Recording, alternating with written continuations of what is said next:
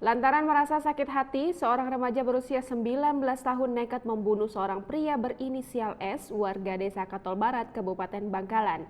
Remaja berinisial WG menghabisi nyawa S karena sakit hati. Korban S selingkuh dengan ibu pelaku. Korban ditemukan tak bernyawa di halaman parkir minimarket. Seorang pria ditemukan tewas di halaman parkir minimarket. Korban ternyata dibunuh oleh remaja 19 tahun. Pelaku sakit hati karena korban selingkuh dengan ibunya. Satu pelaku pembunuhan pria di halaman parkir minimarket Bangkalan tertangkap. Tim gabungan Opsnal Satreskrim Polres Bangkalan dari unit Reskrim Polsek Arosbaya menangkap WG di Jalan Soekarno-Hatta, Kelurahan Melajah, Kamis 4 Maret 2021 sekitar pukul 21.00 waktu Indonesia Barat. Dalam pemeriksaan, pelaku menghabisi korban karena merupakan selingkuhan ibunya.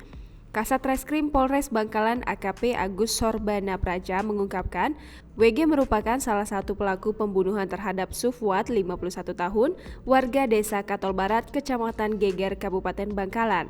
Sufwat tewas bersimbah darah dengan luka robek di bagian perut di halaman parkir minimarket Jalan Raya Rongkemasan, Desa atau Kecamatan Arosbaya, Kabupaten Bangkalan, Kamis 4 Maret 2021 sekitar pukul 12.30 waktu Indonesia Barat.